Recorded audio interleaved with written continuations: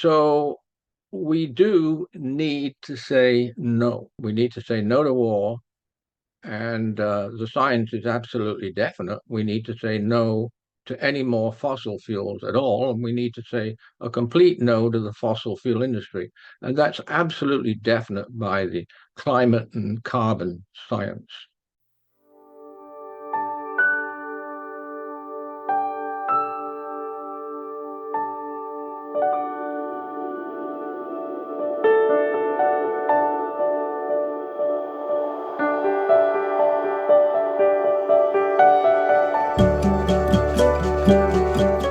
War.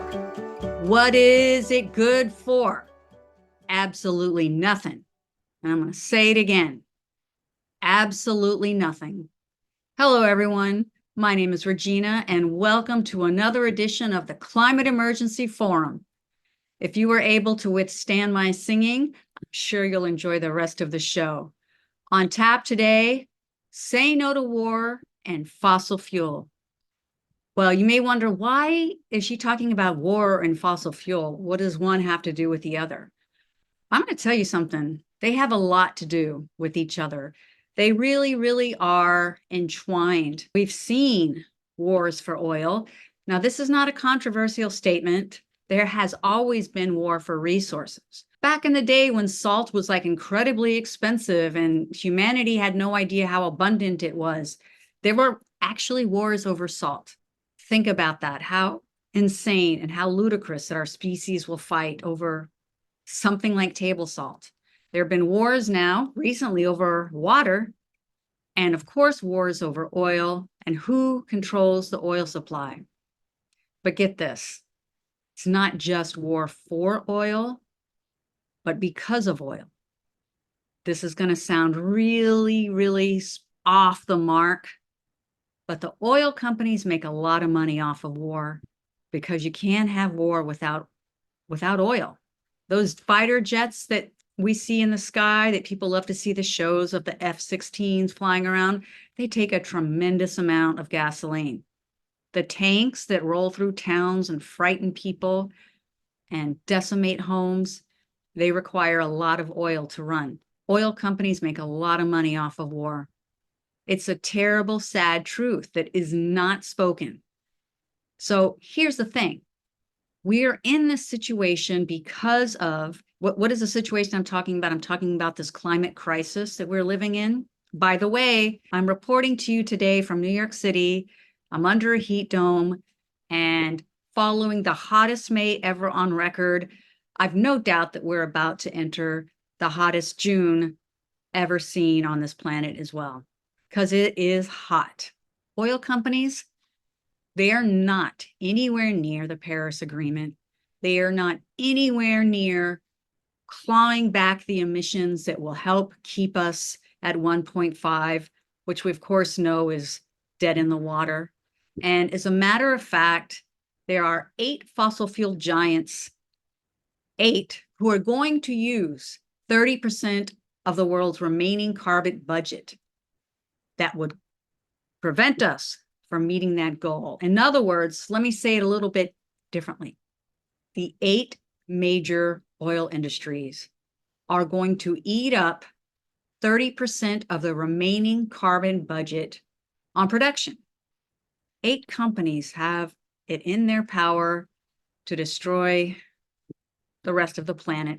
What they're going to do if things continue as business as usual is help us raise our temperature to 2.4 degrees Celsius above pre-industrial averages.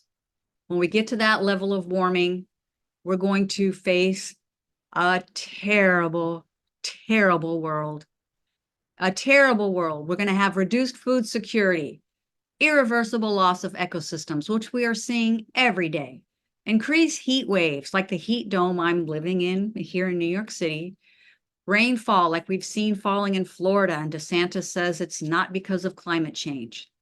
We are not anywhere near where we need to be.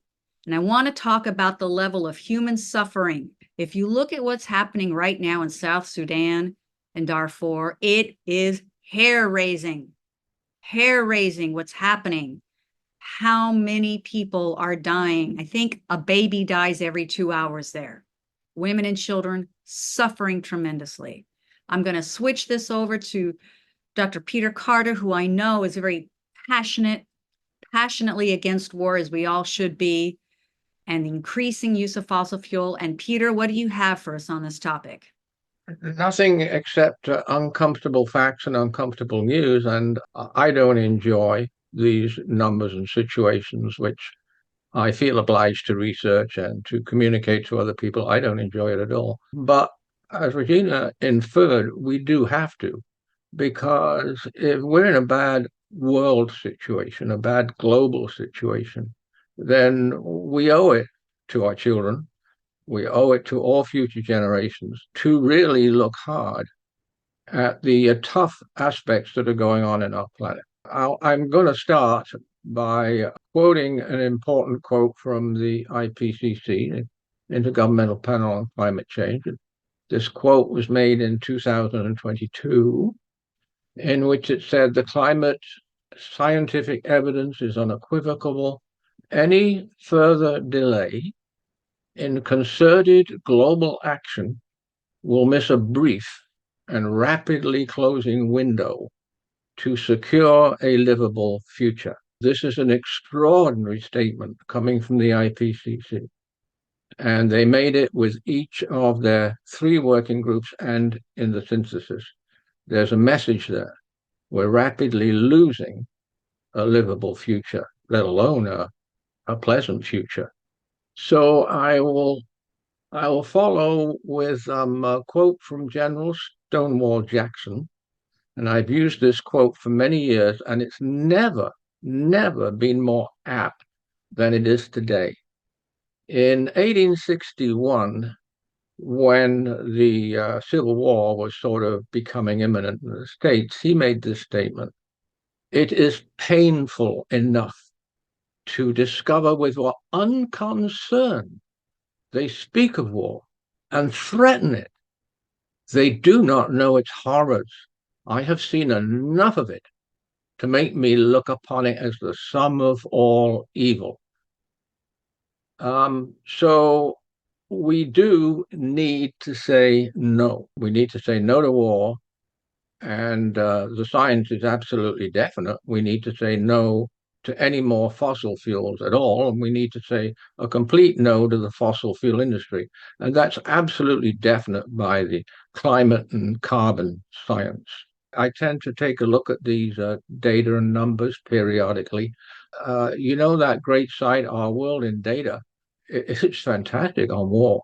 Oh, wow. They've got a ton of stuff on war going way, way back. But today, most of us will know that world military expenditures have been skyrocketing. And in 2022, the world was spending over $2 trillion on armaments, $2 trillion on means to kill each other more, to kill each other in a more effective and horrible way. And it's 2.24 trillion. It's going up all the time. In comparison, the richest countries are spending 30 times as much on their armed forces as they spend on providing climate finance to the world's most vulnerable countries, which they are required to do under the 1992 Climate Convention, which they continually refuse to do. Now, we all know that the United States, of course, is the biggest one. So the numbers there apparently are US has gone up to $877 billion on war. But here's the interesting thing. To me, when the whole Ukraine situation erupted, I was absolutely astounded at how many weapons all of these sort of nice European countries had to loan and sell. But this huge number on the United States armaments is only 3.5% of its GDP. So according to GDP, the United States actually is way down the list. The reason is every country, every nation state is spending a very significant amount of its money on armaments. So that's the situation on. Yeah, we can hold the United States up as the worst poster child for war, but it's everywhere. Every nation state is everywhere. So interestingly enough, on the 18th of June this year, and I'll just have to run through this very quickly.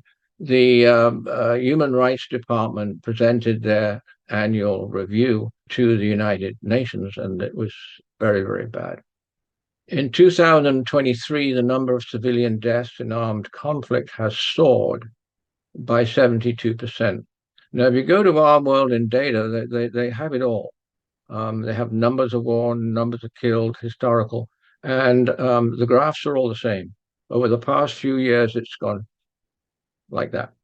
Of course, Ukraine has a lot to do with it, but we seem to have war all over the world, and we do. The number of civilian deaths in conflict has soared generally, probably since World War II. War has become even worse. There are comparatively more and more civilians killed compared to the armed forces that are actually fighting the war. I'll finish off by saying that the Gaza genocide, this has come to an unimaginable, massive extent in the number of civilians killed compared to the number of soldiers, military killed. And it represents, in my view, an all-time low in the history of humanity. I applaud the young people who are protesting and bringing some attention to the fact that this unbelievable genocide is happening, and we get the news day after day after day. And it's unimaginable that it can go on and on and on and on. And yet it does. I think the United Nations, particularly the departments, are absolutely wonderful. Thank God we've got them. But we are clearly living in a world that is unable to control such a hideous event as is happening with Gaza and the Israel government and the Israel armed forces. And I'm very thankful that the international courts, they've taken some time, but now they've made some very definite statements on this genocide, and that's a good thing. But we still seem to be getting no further along in stopping this particular one, and we're getting no further along in dealing with this worst ever sort of vice and negative aspect of our lives as human beings, which is war. And we're making no progress. We're going backwards with respect to climate disruption and global heating. We're going downhill. We're going downhill. We have to take a look at it. Thank you, Peter, for sharing your thoughts with us. I think many people would agree with you that as a species, we are definitely problematic, to say the least. I'm interested what thoughts you have regarding, saying no to war and oil, Paul. Well, we know that, as Peter's pointed out and you've mentioned, war, it's part of human history. It's always been a part of human history. It has devastating impacts on climate, both by the usage of fossil fuels to power, military equipment, the emissions from it, but also the devastation of infrastructure in other countries, which, in order to have any rebuilding of that infrastructure takes enormous carbon emissions. And, you can look at the sheer number of buildings destroyed in Gaza, for example, let alone all the loss of human life. But the amount of fossil fuels to try to even rebuild that is enormous. But it's a very tough problem. It's easy for us to call for, no war, but I like the quote, everybody has a plan until you're punched in the face, right? Putin's obviously punched Ukraine in the face. Ukraine has responded. The West has rallied behind Ukraine in providing weapons to them. Most people in the West are on board with the importance of defending territorial country borders. I mean, Putin says he would stop the war if he acquires 4 states, including Crimea, and no more war. But of course, the world can't accept that because people in countries all around the world realize that those countries could be next, especially if you're in Europe. So Europe's been calling strongly, trying to get NATO to enforce the 2% of GDP rule for military expenditures for all countries. And Canada's getting a lot of pressure right now because we're far below that. Whereas, if you're a country in Europe that could perhaps face a direct threat from Russia, they're at least 2%, and they're calling for Canadians to step up. Now, many people thought wars would become part of history after World War II and the atomic bombs were dropped on 2 Japanese cities. People saw the power of the bombs. It scared people. It's prevented wars between primary nations, the strongest nations. We're talking about the US and Russia during the Cold War. Now we're talking about China, right? And the thing is, I don't know about you, but if there's tanks appearing in the streets of my cities, I don't want to be relying on a solar powered tank or, an electric tank to defend my country. I would, want to use the best, most advanced equipment. So therein lies the problem, right? I mean, humans, we're very nationalistic. We protect our borders. We're very patriotic towards our own countries. Yet, it's very short-sighted from a long-term point of view because we all live on the same planet and we're all trashing that planet. There's no respect. CO2 doesn't care, which country it goes into. Any CO2 or other greenhouse gases emitted spread around the planet, causing planetary warming. And we're seeing tremendously negative consequences from all of this abrupt climate change. You've mentioned the heat waves in New York. Many Muslims are traveling to Mecca to, they're supposed to do, if you're Muslim, I think once in your lifetime, you're supposed to travel and do the pilgrimage to Mecca. The heat there is incredible, high humidity. They're at the threshold of mass mortality. If you read reports, they're talking about, 900 people have died from the heat exhaustion, heat stroke already, was the latest report today. But again, we're still under this wet bulb temperature transition.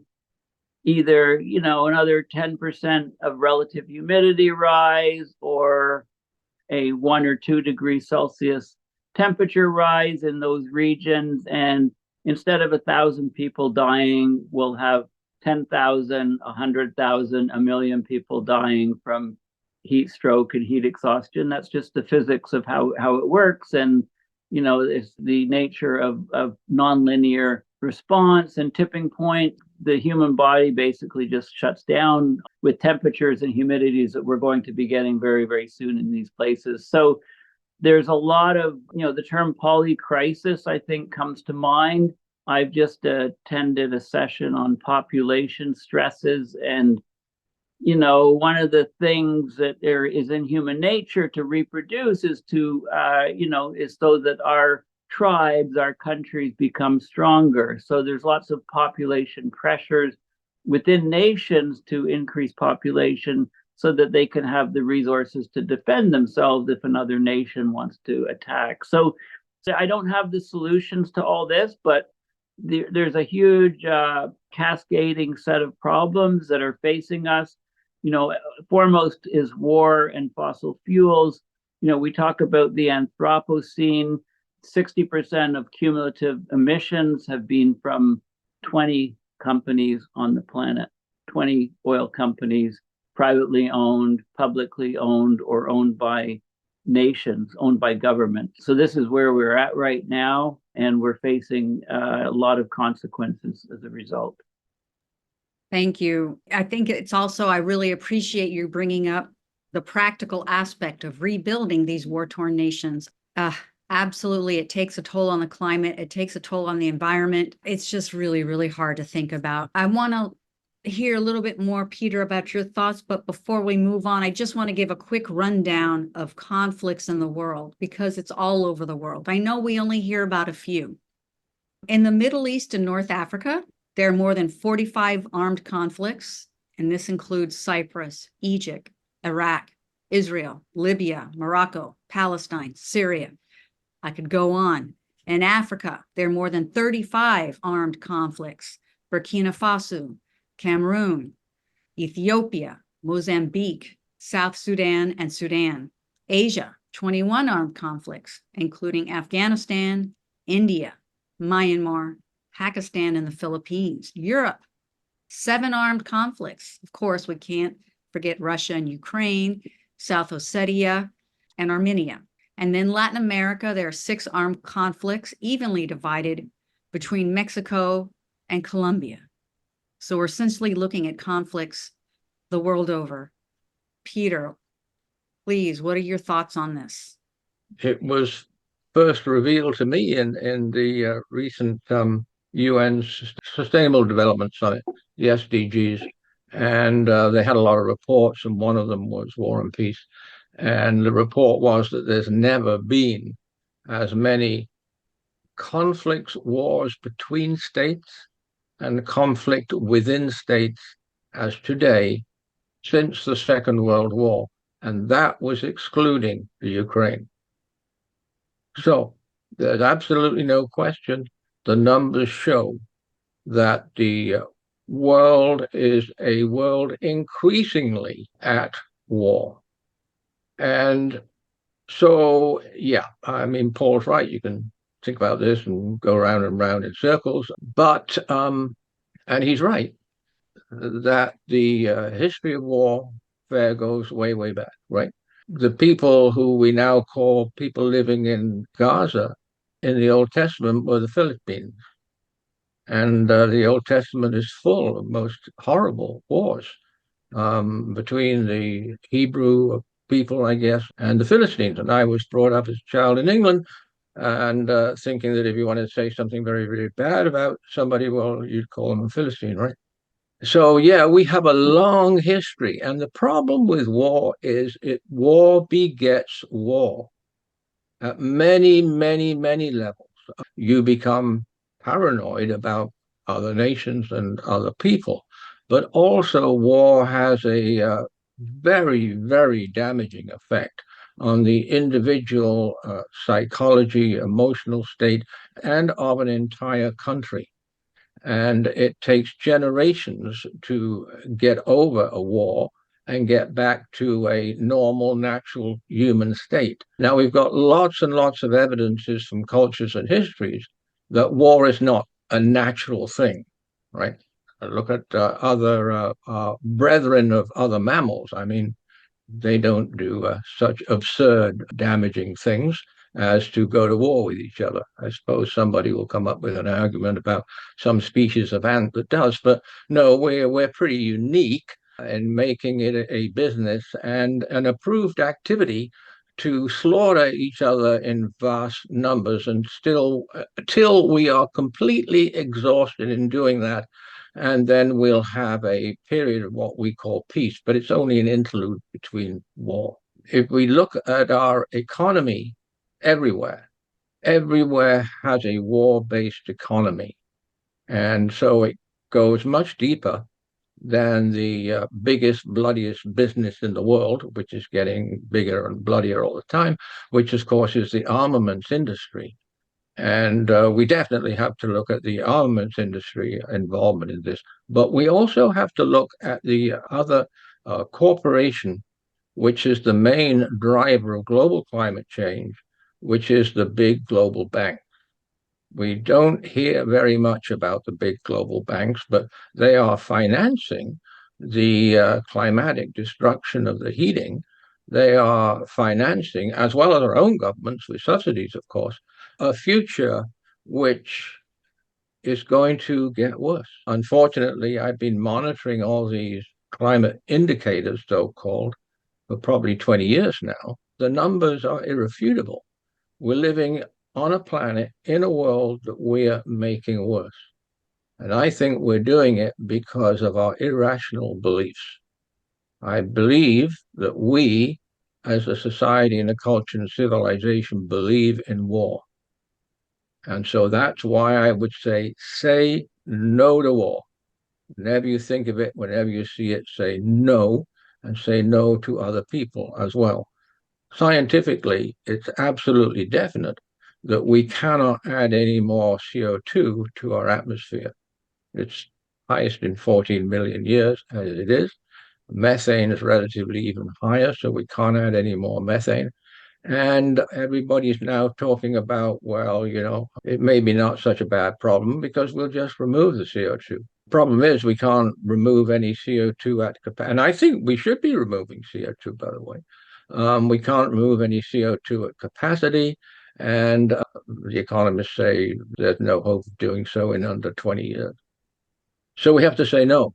We have to say no to fossil fuels, particularly coal, oil, and gas, right? Gas is not a clean fuel. It's a terrible fuel because I can see on the Copernicus brilliant satellite data, I can see where the pipes and the distribution points of the natural gas industry is pouring out methane because gas is so big in the world now, of course, particularly in Europe. There's no compromise, right?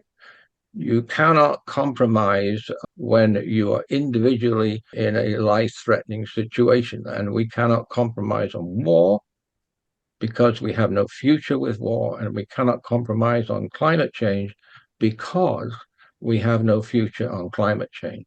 One thing about that I've learned about human nature and human culture is it's plastic. There's nothing fixed, right? It's impossible to say that human beings naturally have to go to war. No, it's not true. You can find all kinds of other cultures and other examples in history in which they do not. They live in peace with each other and with their neighbors. So this is an attainable goal.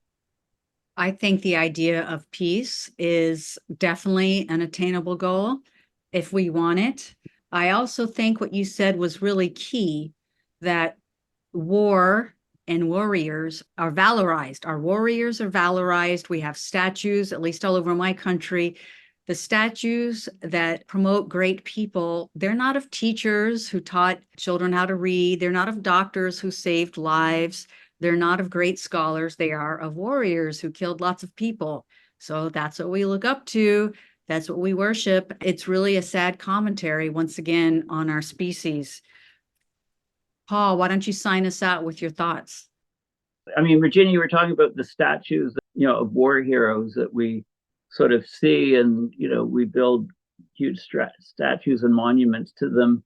Whereas, why don't we have the scientists on there, or other people? So the glorification of war is a huge thing. That's what governments do intentionally, because governments are very concerned about protecting their borders from other countries, right? So this is one of the reasons why they promote population growth within those countries. And, then it all leads to more consumption and more, emissions, et cetera. So part of the thing that we really need to get at the root at is that we're humans are essentially at war with our planet continuously by, what we're doing to our planet, to our air, to our water, to biodiversity and all the rest of it. And we're also very much of a mentality that it's us versus them, right? And Peter was saying that war begets war. And of course, like just look at the wars that are going on today, the main ones, the Ukraine situation, the Gaza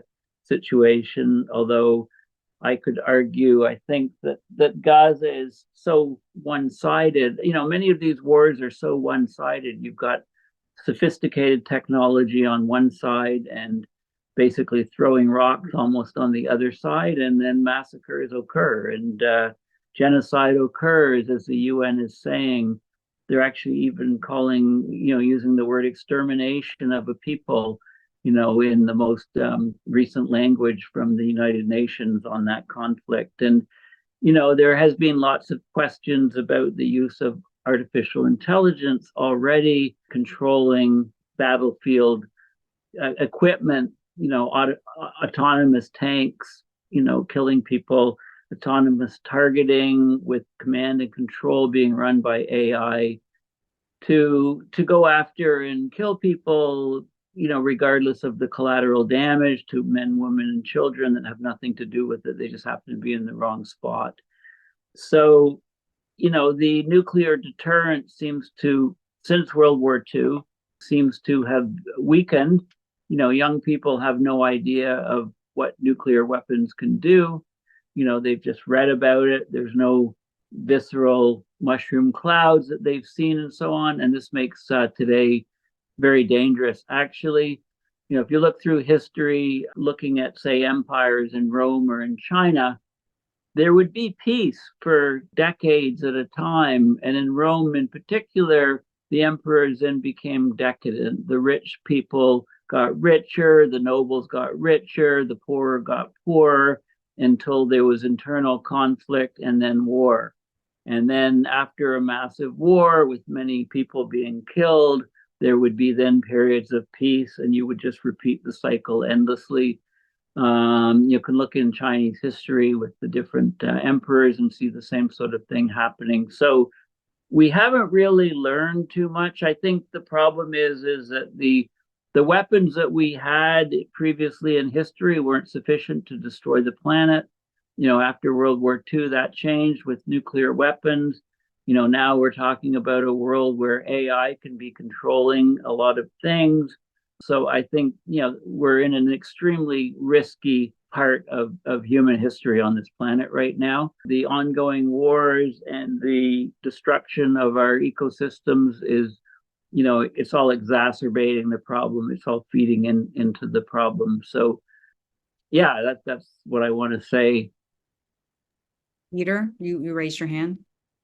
We were having some discussion earlier about how much our emissions of fossil fuels in terms. And if the global military were one country, it would come fourth in terms of its emissions, just between India and Russia. That's huge, huge, obviously. So we cannot separate war and conflict from changing the climate. We cannot separate them. And that applies to climate change as a whole, by the way.